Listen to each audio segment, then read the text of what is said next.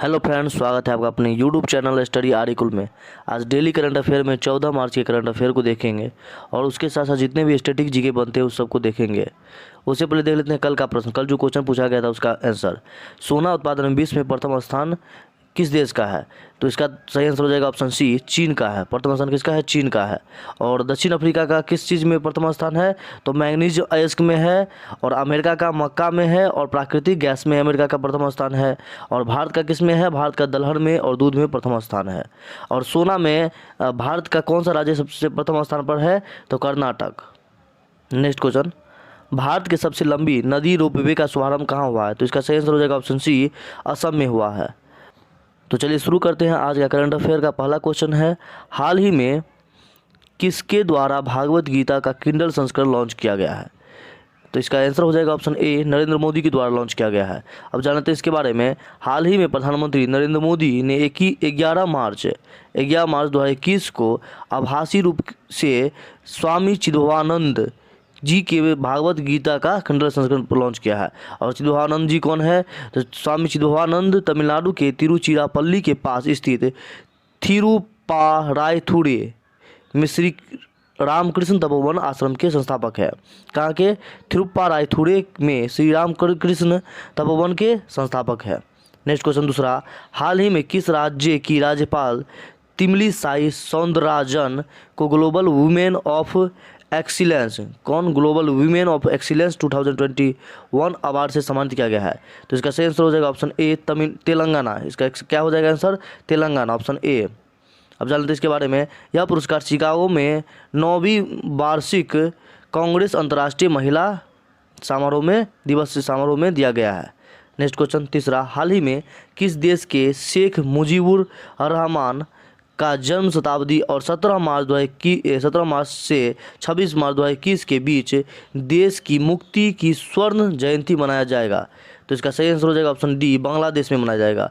अब जान लेते हैं, शेख मुजीबुर रहमान को बांग्लादेश में राष्ट्रपिता कहा जाता है। और उन्होंने बांग्लादेश के पहले राष्ट्रपति और बाद में 17 अप्रैल 1971 से 15 अगस्त 1975 तक बांग्लादेश के प्रधानमंत्री के रूप में कार्य किए हैं। अब जानते हैं बांग्लादेश के बारे में। बांग्लादेश के राजधानी कहाँ है? ढाका है। और राष्ट्रपति अभी कौन है? अब्दुल हामिद है। और प्रधानमंत्री शेख हसीना है। और संसद का नाम क्या है? जातीय संसद है। और मुद्रा का नाम क्या है? टका है। नेक्स्ट क्वेश्चन चौथा, हाल ही में पहला क्वाड लीडरशिप समिट आभासी रूप से 12 मार्च 2021 को आयोजित किया गया है। इसमें भारत के अलावा और किस देश ने भाग लिया है? तो इसका सही आंसर हो जाएगा ऑप्शन डी, अमेरिका, जापान और ऑस्ट्रेलिया, यानी उपयुक्त तीनों भाग लिया भारत के अलावा। अब जानते हैं इसके बारे में। क्वाड को एशियाई नाटो के रूप में जाना जाता है। क्वाड को किस रूप में जाना जाता है? एशियाई नाटो के रूप में जाना जाता है। यह एक औपचारिक राजनीतिक मंच है जिसमें भारत, संयुक्त राज्य अमेरिका, जापान और ऑस्ट्रेलिया शामिल है। इस आयोजन में भारत के प्रधानमंत्री नरेंद्र मोदी, ऑस्ट्रेलिया के प्रधानमंत्री स्कॉट मॉरिसन और जापान के प्रधानमंत्री योशिहिदे सुगा और अमेरिका के राष्ट्रपति जो बाइडेन ने भाग लिया है। नेक्स्ट क्वेश्चन पाँचवा, हाल ही में अंतर्राष्ट्रीय ओलंपिक समिति के अध्यक्ष के रूप में किस व्यक्ति को फिर से नियुक्त किया गया है या चुना गया है? तो इसका सही आंसर हो जाएगा ऑप्शन सी, थॉमस वाक को चुना गया है। अब जान लेते हैं आईओसी के बारे में। आईओसी की स्थापना पियर डे कोबेर्टिन द्वारा 23 जून 1894 ईस्वी को की गई थी। इसलिए प्रत्येक साल 23 जून को ओलंपिक दिवस के रूप में मनाया जाता है। इसका मुख्यालय कहाँ है? स्विट्जरलैंड के लॉजेन में है। कहाँ है? लॉजेन में है। नेक्स्ट क्वेश्चन छठा, हाल ही में किस आध्यात्मिक संगठन की प्रमुख दादी हृदय मोहिनी का निधन हो गया है? किस संगठन के प्रमुख दादी हृदय मोहिनी का निधन हो गया है? तो इसका सही आंसर हो जाएगा ऑप्शन बी, ब्रह्म कुमारीज का संगठन है, उसका प्रमुख है दादी हृदय मोहिनी, उसका निधन हो गया है। अब जान लेते इसके बारे में। ब्रह्म कुमारीज एक आध्यात्मिक संगठन है जो ध्यान का एक रूप सिखाता है जो शरीर के विपरीत आत्माओं के रूप में पहचान पर ध्यान केंद्रित करता है। नेक्स्ट क्वेश्चन सातवां, हाल ही में किस देश में दुनिया का सबसे शक्तिशाली सुपर कंप्यूटर उपयोग के लिए तैयार हो गया है?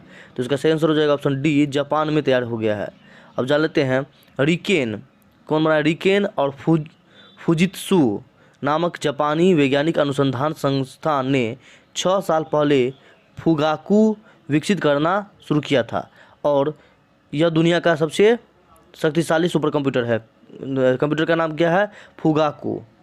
अब जान लेते हैं जापान के बारे में। जापान के राजधानी कहाँ है? जापान का राजधानी टोक्यो है और जापान की मुद्रा जापानी येन है और जापान के प्रधानमंत्री योशिहिडे सुगा है।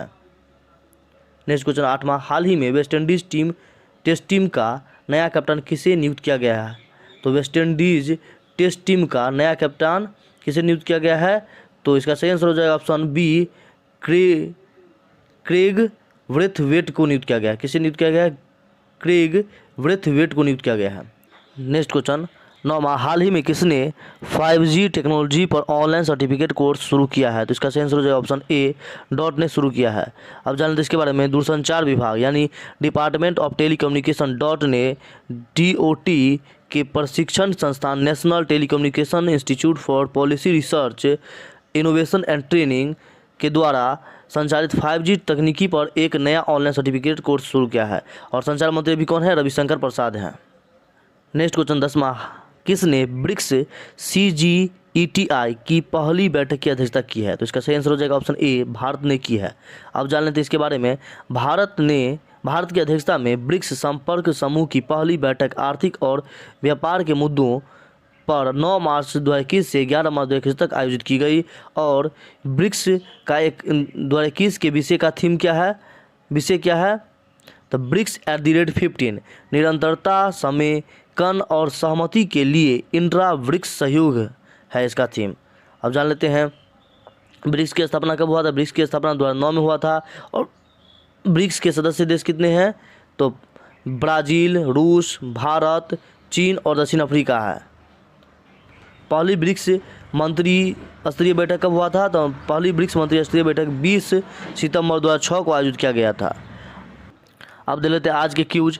आज के क्यूज में 2 प्रश्न है और दोनों का आंसर आप लोग कमेंट बॉक्स में दीजिएगा। WHO के कार्यकारी बोर्ड के अध्यक्ष कौन है?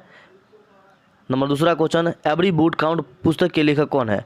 इस दोनों क्वेश्चन का आंसर आप लोग कमेंट बॉक्स में दीजिएगा। यदि वीडियो अच्छा लगे तो वीडियो को लाइक कर दीजिएगा और वीडियो को शेयर कीजिएगा और हमारे चैनल को सब्सक्राइब कर लीजिएगा।